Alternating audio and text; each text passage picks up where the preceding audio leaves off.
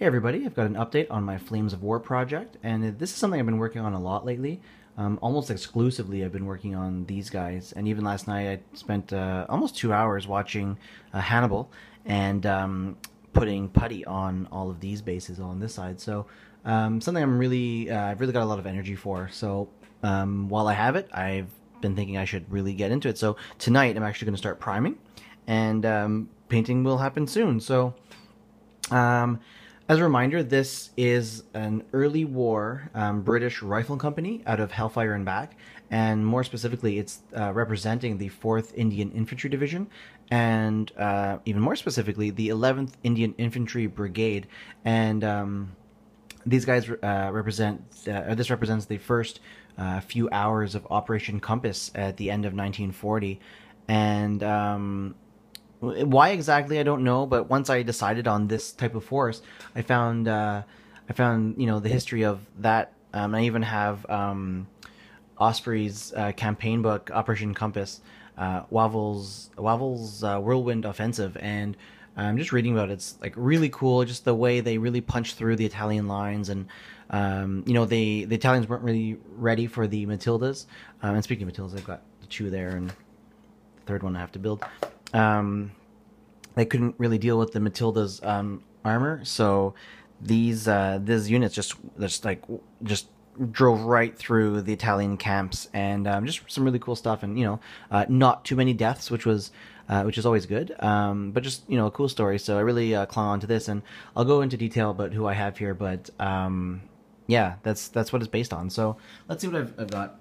So this is that first unit that I picked up, the Indian Rifle Platoon, and as I said before, it turned out this is the wrong unit for what I want. These guys are Sikhs, and these are fine to represent some of the other Indian regiments, but in this brigade, they actually represent the 1st Battalion of the 6th Rajputana Rifles, and they're not Sikh, they weren't Sikh in real life. So I got these guys that have the turbines, so they are not historically accurate. It was my bad, and I couldn't return them, so I just put them together anyway, and we're just playing it as is. And in fact, I think actually my force will actually only have two squads, two sections. So, but I'll keep these guys on the table anyway.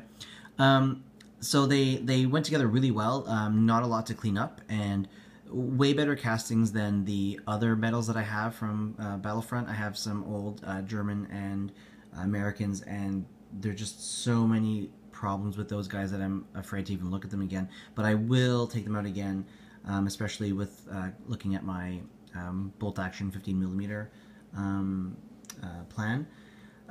But we'll see. We'll see what I do with that. Anyway, with this, these are the 1st Battalion 6th Rajputana Rifles.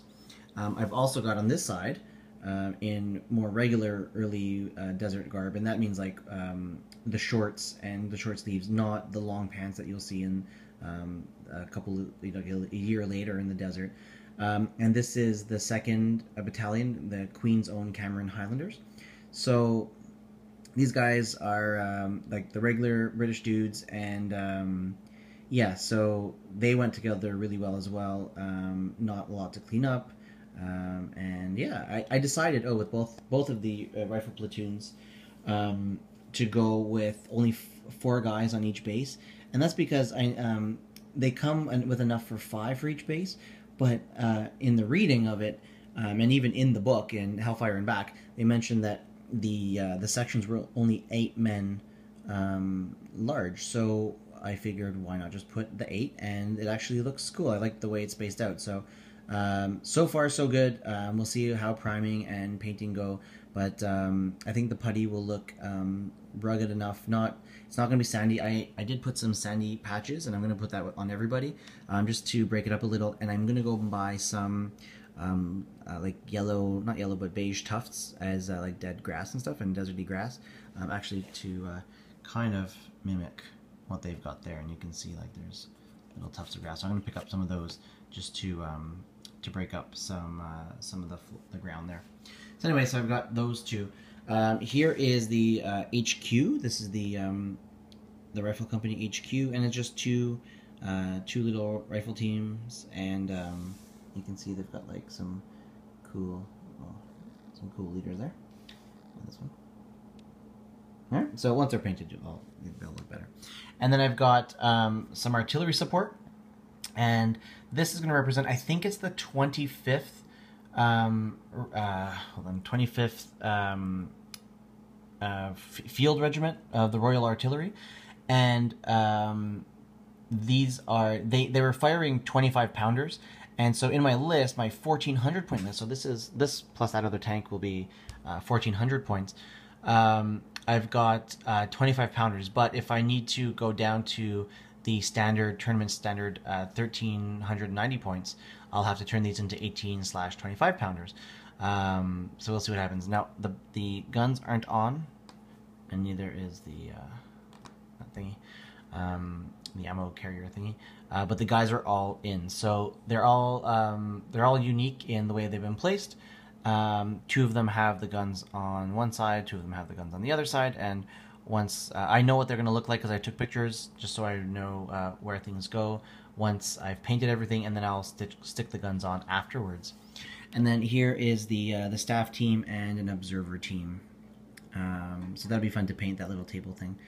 All right, and then I've got the two tanks from the 7th Royal Tank Regiment, and this is really what drove this whole project. Was they were the Matildas.